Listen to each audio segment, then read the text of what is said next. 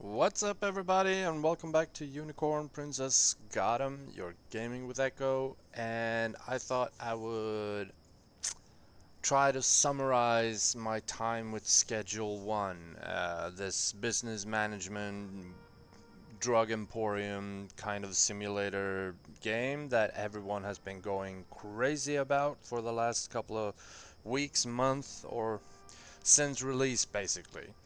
I've been playing it by myself. Unfortunately, me and Oni never got the the schedules, our schedules, to work to do some co-op play on this game, which was a bit sad, but oh well. Life happens. Um, I thought that I would give you a quick rundown what I've been doing. If you followed along with the channel, then you know that you start out uh, in an area, super rural, as an unknown fella that lives with his uncle. And then the cops raid the place, and you jump in your RV. You're a small time drug dealer, and you jump in your RV and you drive to a place called Highland Point. And this here is the map for Highland Point. So you end up here with your RV, and your uncle goes to jail, and then all of a sudden your RV explodes because there's a big cartel family that's running the show in Highland Point, or so the story goes. So you fight your way up, you start making contacts and befriend the population of Highland Point, start slinging your product all over town, and then you have to check into your motel room to have a base of operations. Story proceeds, and then you get the opportunity to buy a place above. It's called the sweatshop above the Chinese restaurant, and it's a bigger place, and you can fit more stuff in it. And you start out by selling, growing and selling weed, and then you move up to meth, and eventually you will move up to far heavier types of products. After a while, the city becomes really big, and you get a whole bunch of contacts. I mean, I got only a few showing right now, potential clients. But after a while, it gets a bit hectic to keep up with, and you have to get to know some dealers. I have Benji, which is the first one. He lives in the motel, and then you have the second one called Molly. She lives in an apartment building on the outskirts of town. And after that, you gain access to different kinds of dealer or suppliers, and business is booming. Everyone wants your product, and you have to manage your dealers' contact lists and everything. And for example, there is, according to all the videos online, there is a way to set up the customers to the respective dealers, and they go around and they take care of those customers, earning you money. So for example, Molly currently has over 4,000 in cash for me. Benji has a little over 3,000, and as you can see, I'm running low on cash because I just did some heavy investments. So this money is really going to help. You also unlock a whole bunch of different strains, I guess you would call them, by mixing products. You have your basic ones, the OG Kush that you start with, and you can mix that with different items like sodas and painkillers and whatnot, and that will then end up becoming new products. So, and the product list seems to go on forever. I guess you can, mix and blend and blend and mix, and the I know of versions that has like an 8 mix combo, uh, and the price goes up depending on how good they are. And then you open up the methamphetamines, and that's the same. And then you have cocaine. And boy, does this game keep you on the edge of your seat. at all times. Something is happening, something needs fixing at all times. And then you can find your way to the real estate agent, which I don't really know exactly where. Here they are, the real estate agent, and you can start buying businesses, basically to launder money. I only got the one business currently, the laundromat. You can buy a whole bunch of different uh, establishments that will launder money for you. I don't really know why you want to launder money because, I mean, I haven't really gotten in trouble in any way that has made me lose money by having them seized or anything like that. So I don't really know why you would want to launder money. You also have the warehouse here, and the warehouse is where all the heavy hitters, your weapons vendor, your illegal heavy drug vendor, all that. And this is also the place where you can hire people to work the factory floor for you. And you can also buy properties. I got the barn property, uh, which I kind of like. It's one of the better ones. I know there's I think it's down here somewhere. Yeah, the docks warehouse. You can go there, and that's a huge, huge factory, but it's like 50,000, and I haven't gotten there yet.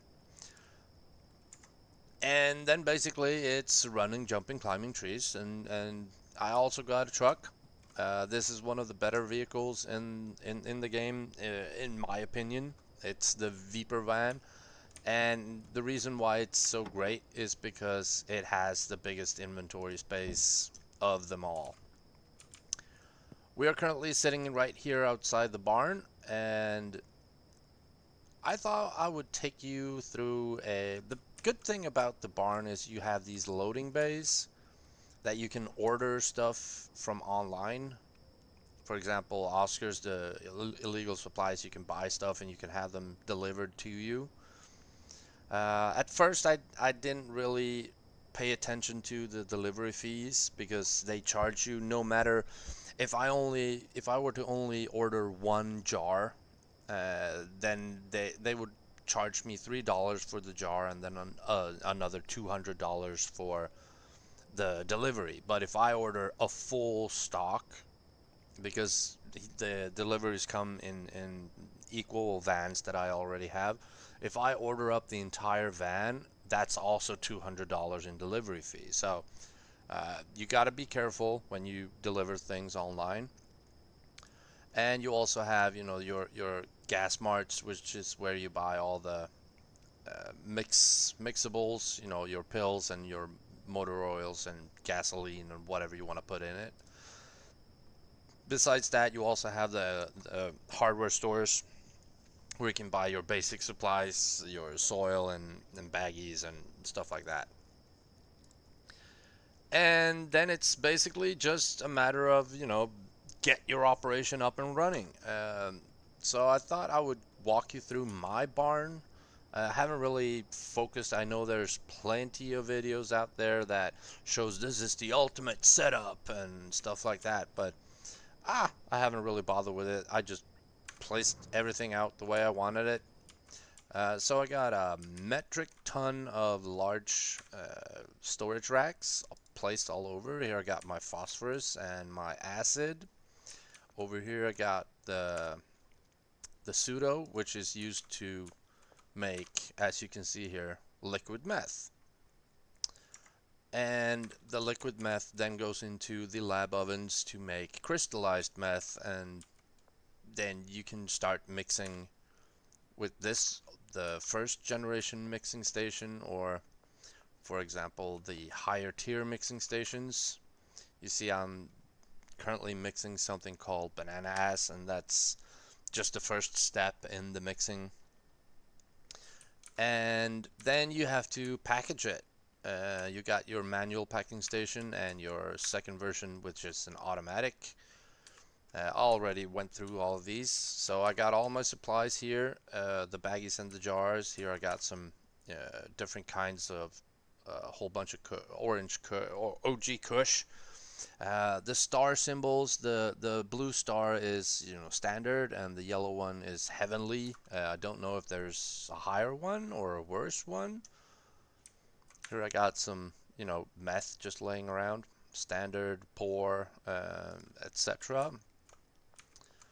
And I have a whole bunch of mixing agents in this storage section here. This storage section is, well, I actually bought a whole bunch of storage racks that I haven't really found the use for yet. I figured, hey, I'm gonna be a huge vendor and I need plenty of space. I went a little bit overboard. I got a couple of storage shelves over there too. And here I got some plant pots for growing the marijuana and some grow tents. I know that you want to upgrade to the freestanding pots over the tents, basically because these yield a little bit more, and they're a little bit more easy to manage, and they don't take up as much space and whatnot. And there is actually a way that you can make two pots grow under one lamp. You don't have to set it up like I have, like this one, but oh well, you live, you learn. But I already had the tents, so I figured, hey, why should I get rid of them? There's no point. I mean, I can still use them as my operation is growing. And so basically, you grow your product or cook your product, and then you mix them and you package them and you deliver them to your dealers or your customers. Your customers all, they have your cell phone number, and they just keep sending you messages like, hey, I need this many, and like I need this many of this kind, and I'll pay this, and then you agree or not agree, and they'll give you a meeting point. Um, it's really easy to manage, the whole what am I currently selling in the product manager page. I'm currently not selling anything. That way, my phone stays quiet, and I can just focus on delivering to my dealers, and they will, just handle it for me, gathering money. It doesn't really gain you that much XP. You get more XP if you do the sales rather than your dealers, but oh well. Now, my thoughts on the game. Uh, let's start with the things that I do like.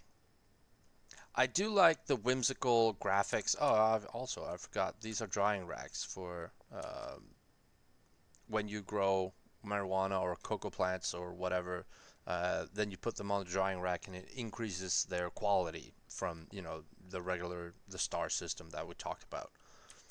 Let's start with the things that I do like. I do like the whimsical, like, graphic style of it. It's a bit, I mean, it's whimsical, it's fun, it's cute and all. I do like that, and all kinds of effects from you have these effects from everything.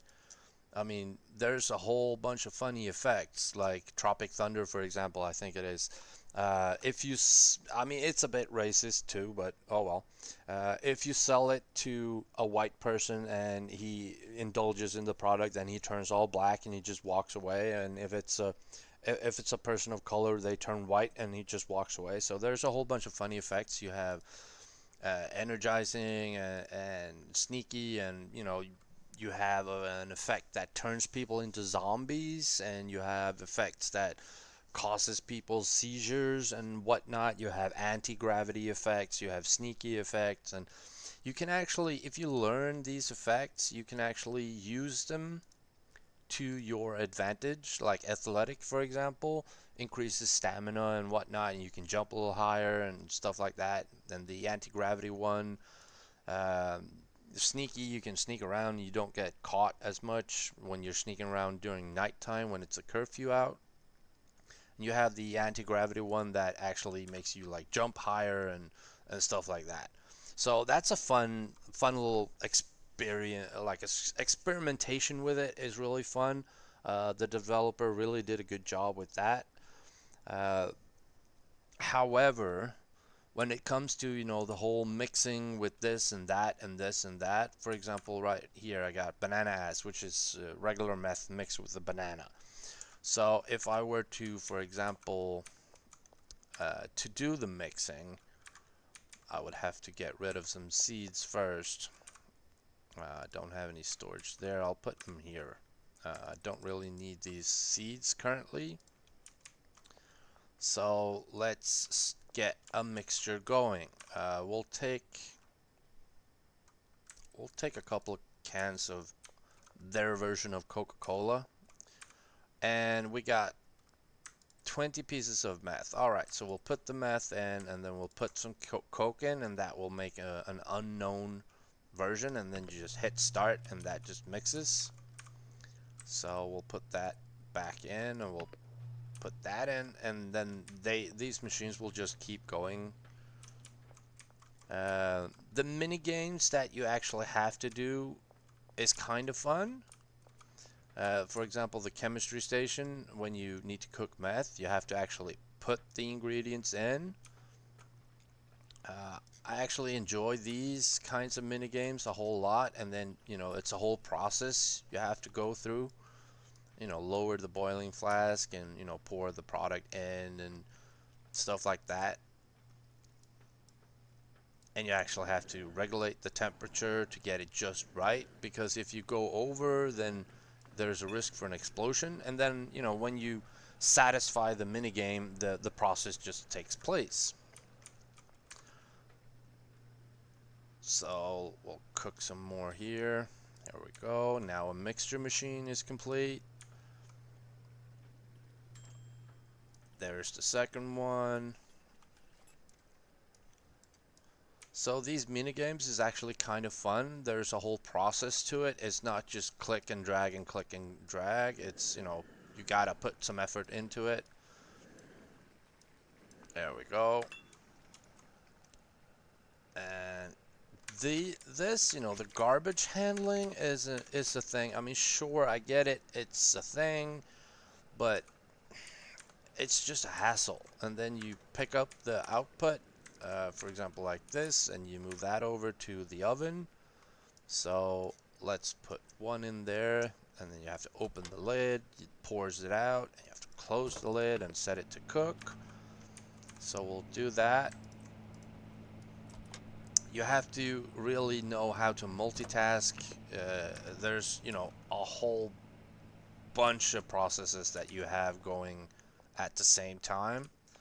So let's check in on the mixing station. Wedding diamond. All right, so that has a market value of 116. It's a new mix discovered. We'll take the mix, we'll put it back because we're going to continue mixing it. We will then add, let's add some paracetamol, and that will then make it into a new product. I'm currently trying to get one of those 8 mix combo things, which is going to take a while. And during that time, then, hey, let's continue on with our wheat growing. So for example, the wheat growing, you have to put a soil in, and then you have to put a seed in, and then if you want to increase your yield, you have to, you know, apply fertilizer. You can apply speed grow, which actually makes it grow faster, but you lose quality. And, you know, it's a whole process, really. The mini games I do enjoy. They can be a bit tedious at times when you have a lot that needs to be done, which is, you know, the reason why you want to hire people to do it. You can hire botanists that handles the growing, and, you know, cleaners that handles, you know, all this cleaning up. Ooh, the mixing. Uh, I actually wrote the recipe down. Ultra Smegma. You can rename the products if you want, to have it be something else that makes it easier to remember. Or like if you go into the product manager page, you can actually change the name, and then you can find it really easily, and that's the product you're gonna sell. So let's mix this with gasoline because that sounds so healthy. So it's a whole running back and forth, and you don't really have to pick up the trash. As far as I'm aware, you don't have to, but you can also, for a quick buck, you can pick up trash and you can sell it, so trash for cash. It's a system in the game where you incinerate trash and it becomes cash for you. It's one of the ways that you make quick money in the early stages of the game. After a while, you don't really care that much because you're making so much money from your products. Let's see, fertilizer. Now the steps for growing is not, near completion yet. I'm putting in fertilizer just to maximize it, but you also have to, you see, it needs water. So you have to put in water too. The time essence of the game is, well, there's a curfew going on every night, because the police is a bit, suspicious about everyone, I guess. They only arrest you though because you're apparently the only criminal in town, even though everyone is hooked on your products. So there's a curfew that goes around town. It starts every evening and it lasts till morning. But as you see now, it's 4 a.m. and they want me to go to sleep to progress to tomorrow. But you don't have to. You can, just walk around and continue your stuff, really. So let's see. Death Gruel. Alright. And we'll put that in and we'll mix it with... No, it's not batteries yet. It's another mixture of these first. So that will do something. And after this, it's the battery mixture. And I mean, I do enjoy the minigames. I think they're funny. Makes you feel invested. They can be a bit, tedious at times when there's a multi-process, like for growing, for example. You have to put in, I mean, it's real. You have to put in the soil and everything like that. So the process is, it feels accurate, but it just becomes tedious when you want to upscale your business. So I mean, this would be a whole lot easier if I just went ahead and hired some botanists. If you do go ahead and hire people to do your stuff, you have to make sure that you have enough cash because you have to pay them. I don't know if you pay them daily or weekly or how much, they want, like 2 grand or 500 or I don't know. Oh, ran out of water. Gotta fill it up. Fortunately, water is free, so that makes it a whole lot easier. You don't have to fill the pots all the way to the top at all times, but it just makes it easier to finish. And I think that was lab ovens and mixing stations. So time actually keeps going even though time doesn't really progress. So shiny gold, calming, euphoric, energizing, thought-provoking, tropic thunder, and then we'll put it back in. We'll mix it with batteries. The lab ovens are done, and then you collect it and you have to smash it with a hammer, and that's the output. You get, regular meth. He said like he knew. So I mean, it's a bit of a hassle to actually perform all these 435 million types of minigames, all the processes and everything, but Once you get into it, it's a really good way to just shut off your brain and just go with it. Now, another thing that I do not approve of is your traversal ways around town. I mean, you can run around on foot and you can basically run forever because you have stamina, but you don't, when you run around, you don't really use your stamina, which is a bit odd to me. You would think that the person would get tired for running, but you don't. And then you have a skateboard. And the skateboard actually uses stamina. Oni has already covered this, and it's odd. You also use stamina when you use weapons, like the baseball bat that I have. When you hit people in the head, that actually uses stamina, but why doesn't it use stamina when you run? So your basic ways of traversal is you can run around, you can ride on your skateboard, or you can buy a car like I have. The car isn't really great because you have to, keep to roads and whatnot, and you know, the police sets up like traffic control posts every here and there. And if they have one of those control posts and, you can't pass through it because, they will check your vehicle. Wedding fruit. Alright, now it's time for the disgusting one. I have that. Oh, here it is. This is horse semen. And don't ask.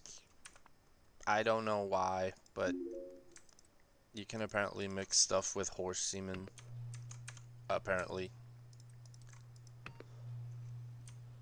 So, yeah, that's a thing. And after this, I'm going to be mixing in mega beans. And, once you have everything going, this is complete, this is complete. You know, this is basically the entire gameplay loop. And then you have to run around, sell your product and deliver your product around town. And, I could have sold all this, but I won't because I can't be bothered.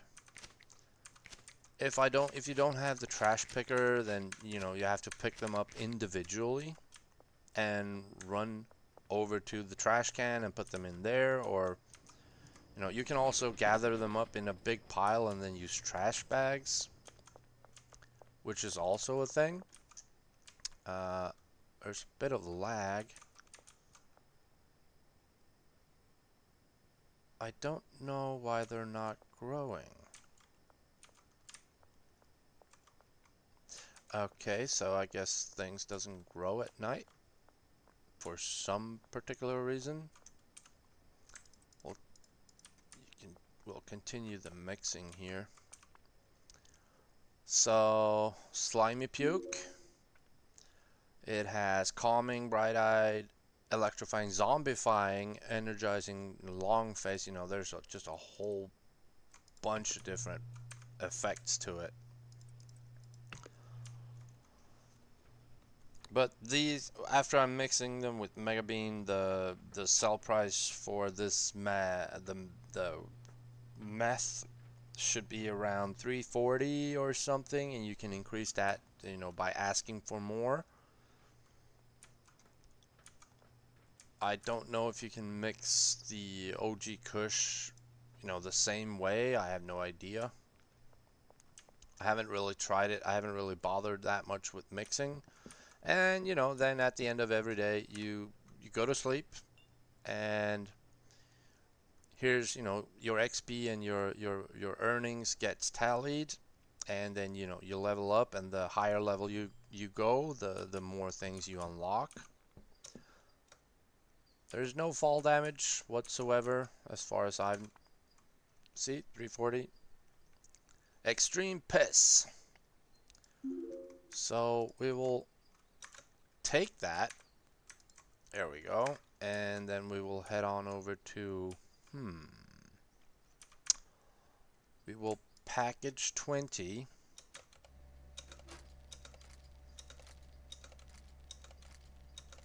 Because these we're gonna sell.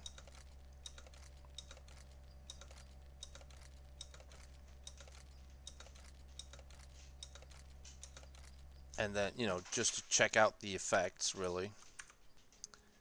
We'll package these. And in the jar, it goes 5 pieces. And then you put on the cap, and then you put it in the hole. There we go. The jars is actually best given to your dealers because they break it down into baggies and then they, you know, can sell that. And then there's also I think it's the final stage. You actually produce bricks. So let's save the game. We'll head on out to, oh, I forget. I have to, which could it be? Could it be that one? So, yeah, let's list that.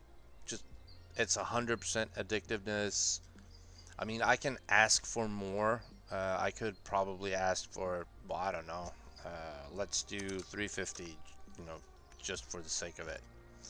And now all we gotta do is wait for someone to message and say, hey, I want to purchase. You can drive your vehicle around, such as this. Let's pay our dealers a visit. I mean, the map is good. It's a decent size and everything. So there's patrolling officers. Here's the car vendor. You got your gas stations and all that. And the town is a cesspool because there's junk and shit all over. So let's see, I got one dealer living over here in the motel.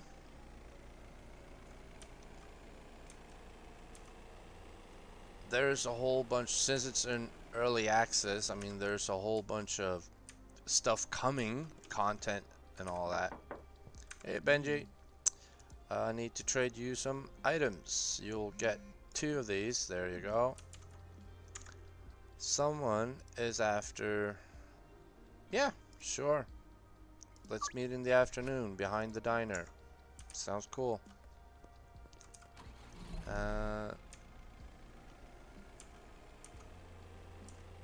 There we go. We'll take this way around because the cops had a traffic stop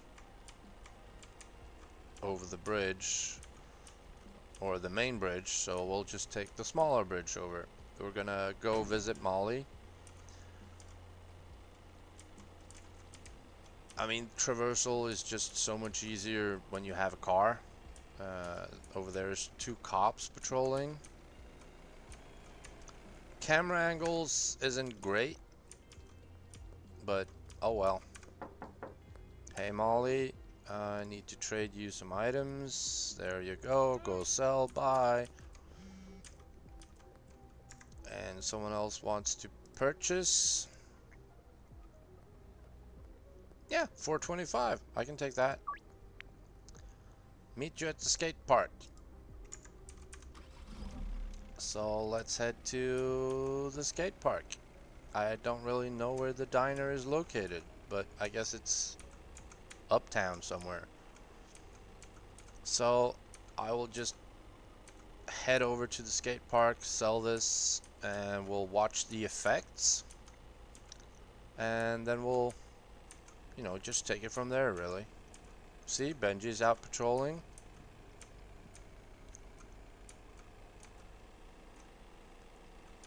Peter should be here. He should be on his way. He should be standing here when he arrives. Oh, Peter!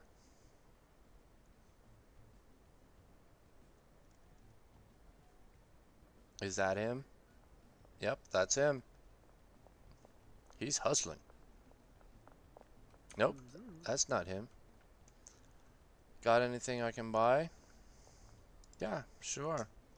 Um, how about one? And just because you, well, let's do it. Let's check out the effects. There we go. So these things I kind of like, you know, the whole. You wanted one. There we go. There's someone else that has bought something. So it's really easy to like make out who are customers. So this is now a zombie for some reason.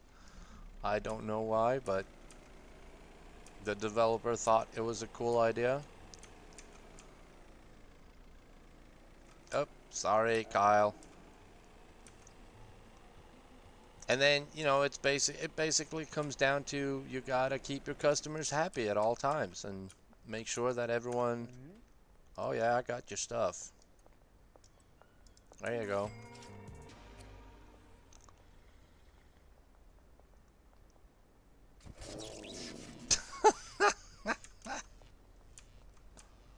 And then, for example, when you got, you know, cash from doing sales, you can head into one of your businesses and you can start the launder process. You can launder up to 2K. It takes 24 hours, and after that, the cash is supposedly clean and it gets transferred into your bank account. This is the trash for cash, but we will just head on back to base and I'll wrap up the video there. Uh, People go berserk when you list something for sale. See, everyone just, I need it, give it now, give it now. The gameplay loop as a whole, which is basically what I've just shown you, um, it gets repetitive really quick. It's hard to, which is probably the reason why the developer put in all the effects and what and all of that, just to keep things interesting. Here we go. But the gameplay loop, it gets a bit repetitive for me. Uh, I'm not really. I mean, sure, you can shut off your brain and you know just go with the motion. See, and that has premium because we used fertilizer. But if I put it on a drying rack and I set it to dry, then it actually increases to the highest quality. So the gameplay loop gets super repetitive after a while. I mean, it's probably a whole lot more fun when you play it with friends because there are achievements that you can unlock. I've unlocked every single achievement except for the net worth one. There's three, I think, three tiers. The first one is, I think, 100K, and then it's 1 million, and then it's 10 million, and after that, you platinum the game. So, I've had a lot of fun with it. At, you know, in the early days, I had a whole bunch of fun with it. Thought that this was one of the greatest game, you know, simulator games that I had tried in a very long time, which many people also thought. Oh, inventory full. But after a while, you know, when you go through the motions, it's basically just, you know, grow, you know, run, grow, run, sell, grow, run. It becomes too tedious for me. Especially since I have, you know, been through it all on my own, doing it single player, not playing it with friends or anything like that. I guess it would have been a whole bunch more fun if you would have played with friends and, you know, let's go attack the police and stuff like that. There we go. But yeah, um, I've enjoyed my time with it. I'm looking forward to seeing what else the developer can add. There's a whole bunch of theories going online, going about, well, there's water, there's a whole island outside the map that people have spotted, and they've actually glitched their way to it, but there's nothing on the island yet. So there's a whole bunch of stuff that, oh, can't pick those up. There's a whole bunch of stuff that is probably in the making, but haven't been released yet. So I will be looking forward to seeing, you know, when that stuff comes out. Can I put these in too? Yep. But until then, this is all the game has to offer, really. And it's a bit sad, but what can you do? So I hope you enjoyed this time, this month, and following us playing Schedule 1. Uh, we will be picking a new game for the month of May, and that game will be a game called Squirreled Away. It's an exploration, crafting, base building game with a twist because you play the game as a squirrel. And Oni has tried the demo. He liked it. It was a bit bare bone at that point, but it has since released, and we will be jumping into Squirreled Away for the month of May. So stay tuned for that and stay safe.